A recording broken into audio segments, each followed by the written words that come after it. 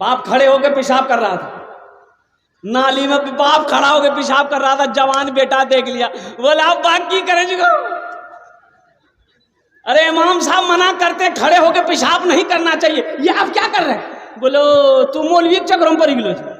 जो साइंस तरक्की कर रही है, दुनिया कहां से कहां पहुंच गई, अब तुम मौलवी के चक्कर में हो। तो बेटा बोला ना करो करो। बाप पेशाब कर लिया, घर आया तो बेटा सीढ़ी लगाया, छत में सीढ़ी लगाया। तो बाप बोला कि काहे सीढ़ी लगा रहे? बोला देखिए ना हम काहे सीढ़ी लगाए। अब बेटा सीढ़ी में चढ़ गया और सीढ़ी में चढ़कर पेशाब करने लगा आंगन में। तो बाप बोला ये क्या कर रहा है, मेरी नाक कटवाएगा। बोले अब बा यहाँ तक तरक्की छी गए, आप मेरा बाप खड़े होकर पेशाब कर रहे हैं, आपका हम बेटा है, हम सीढ़ी लगाकर पेशाब कर रहे हैं, यही तो तरक्की है। मेरे नौजवान अपने हुलिया को बदलो, अपनी शक्ल को बदलो, अपने लिबास को बदलो, पहचानो तो सही। मौत तो सामने खड़ी है। कोई बता सकता था ये ट्रेन हादसा में कितने नौजवान चले गए, कितने बच्चों की, अब उन लाशों की क्या दुर्गत हुई मैं आपको बता नहीं सकता हूँ। व्हाट्सएप फेसबुक पर आप लोगों ने देखा होगा, यूं लाश को लोग वहां के पकड़ते थे, यूं फेंकता था। अरे ये मरने वाला इंसान है भाई, वो चाहे किसी धर्म से ताल्लुक रखता हो लेकिन वो इंसान है। एक जनाजा जा रहा था काफिर का, अल्लाह के रसूल सल्लल्लाहु अलैहि वसल्लम ने देख लिया तो अल्लाह के रसूल बैठे हुए थे, खड़े हो गए, इस्तकबाल में खड़े हो गए। तो सहाबा ने कहा या रसूल अल्लाह ये काफिर का जनाजा है। तो अल्लाह के रसूल सल्लल्लाहु अलैहि वसल्लम इरशाद फरमाते हैं जनाजा किसी का हो, काफिर का ही क्यों ना हो, आखिर वो इंसान तो है। अगर आखिर वो इंसान तो है, वो इंसान तो है। तो इसलिए मेरे नौजवानों, मेरे बच्चों, जिसकी जिंदगी अच्छी होगी उसकी मौत अच्छी होगी, जिसकी जिंदगी बुरी होगी उसकी मौत बुरी होगी। इंशाअल्लाह अच्छी जिंदगी गुजारोगे, हाथ उठा इंशाअल्लाह। वाह भाई वाह, ये अल्लाह हमारे नौजवान, हमारा बच्चा ये अल्लाह गफलत की जिंदगी जी रहा है, भटक गया है, ये अल्लाह शैतान ने बहका दिया है। ये अल्लाह हमारे बच्चों ने आज वादा किया है, हाथों को उठाया है कि हम सही जिंदगी, अच्छी जिंदगी गुजारेंगे। या अल्लाह हमारे बच्चों के दिलों को फेर दे, अच्छी जिंदगी गुजारने वाला बंदा बना ले। या अल्लाह अच्छी जिंदगी गुजारने वाला नेक बंदा बना दे, हमारे बच्चों को सही रास्ता दिखा दे, सही रास्ता चला दे। आमीन बोले अल्हम्दुलिल्लाह। मस्जिद का जलसा है, ये पैगाम, ये बात आ गई थी और मुझे कहा गया था कि हजरत थोड़ा सा इस पर गुफ्तगू कर लेनी है, नशा के ऊपर में। अभी नशा बहुत तेज़ी के साथ फैल रहा है, हमारा नौजवान, हमारा बच्चा बहुत भाग गया है, जो नशे की तरफ दौड़ दौड़ कर हमारा बच्चा भागा भागा चला जा रहा है। तो मेरे बच्चों, नशे से तौबा करो, ज़िंदगी, अपनी ज़िंदगी अच्छी गुजारो और चेहरे को दाढ़ी से सजाओ, चेहरे को दाढ़ी से।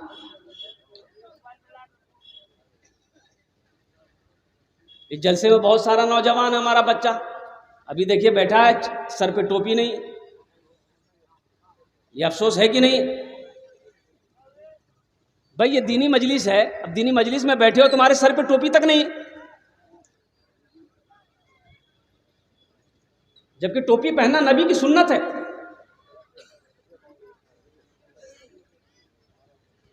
भूल हो गई है मेरे बच्चों, आइंदा से ख्याल रखना, टोपी पहनो, अपनी पहचान। जाओ लखनऊ, दिल्ली, कानपुर, बंबई, कलकत्ता जाओ ना, देखो ना, हैंडसम लड़का, खूबसूरत लड़का, ब्यूटीफुल सब लड़का, कॉलेज के लड़के सब, अल्लाह अकबर कबीरा, मुसलमान का बच्चा सब, वो टी शर्ट पैंट शर्ट पहना है जरूर, लेकिन सर पे टोपी लगी रहती।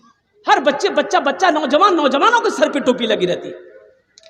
अपोलो हॉस्पिटल कलकत्ता के, हिंदुस्तान में 3 अपोलो हॉस्पिटल है, बड़ा हॉस्पिटल अपोलो, बंबई, चेन्नई, कोलकाता। अपोलो हॉस्पिटल के senior doctor, heart specialist doctor Aftab Khan, महीना में 3 दिन अमेरिका रहता है, हर महीना 3 दिन अमेरिका रहता है। और मालूम है 3 दिन अमेरिका रहता है, हर महीना 3 दिन लगाता है वो जमात में, बंधा हुआ है, हार्ट स्पेशलिस्ट डॉक्टर है, ऑपरेशन करने के लिए अमेरिका जाता है, इतनी बड़ी दाढ़ी है।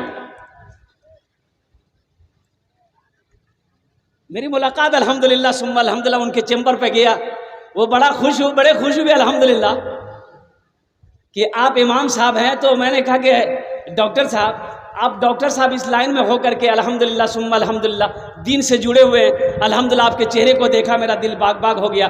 बोला हज़रत अल्हम्दुलिल्लाह सुम्मा अल्हम्दुलिल्लाह तालिबी इल्मी के ज़माने से मेरी दाढ़ी है।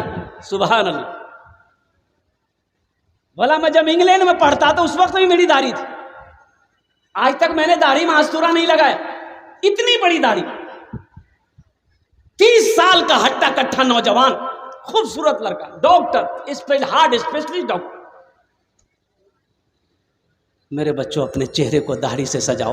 तुम क्या चाहते हो कि हशर के मैदान में जब तुम उठाए जाओगे, अल्लाह के रसूल के सामने जब तुम खड़े किए जाओगे, तुम्हारे चेहरे पे दाढ़ी नहीं होगी? शिफात कैसे मिलेगी?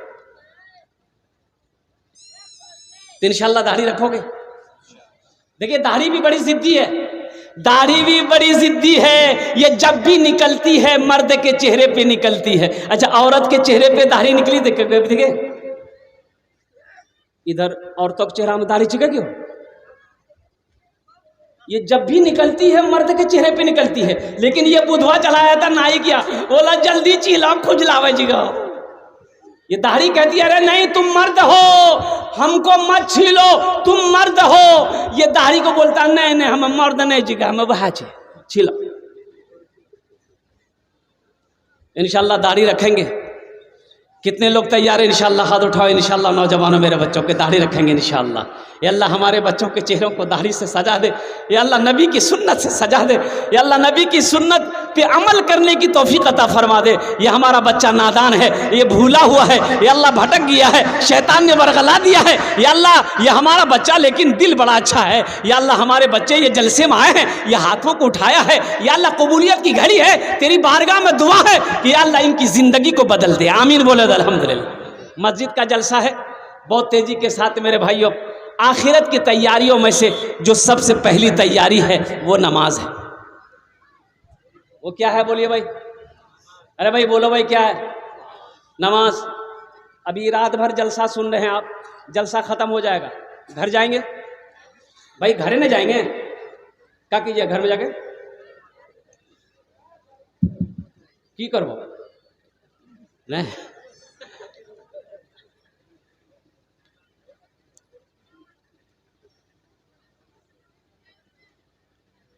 घर में जाकर ये जो टाइम फजर का वक्त अब हो रहा है, इंशाल्लाह फजर का वक्त हो ही जाएगा। अब जब तक दुआ होगी, 1 बज रहा है, दुआ होगी जब तक आप फजर का वक्त हो जाएगा। तो सबसे पहले जाके आप फजर पढ़िए। अगर आपने फजर नहीं पढ़ी, मेरे बच्चों सुनो, फजर नहीं पढ़े सो गए, फजर नहीं पढ़े सो गए, ये पूरी रात का जगना बेकार, ये तुम्हारा बैठना बेकार है, जगना बेकार हो गया पूरी रात। और तुमने फजर पढ़ ली, अल्हम्दुलिल्लाह, अल्लाह तेरे आने को, बैठने को, सुनने को अपनी बारगाह में कबूल फरमा लेगा। यहाँ अजान हो जाए तो यहाँ नमाज पढ़ लेना, मस्जिद में नमाज पढ़ लेना, या अपने मोहल्ले में जाके, गांव में जाके नमाज पढ़ लेना। नमाज कोई छोड़ने वाला अमल है? कोई छोड़ने वाला अमल नहीं है।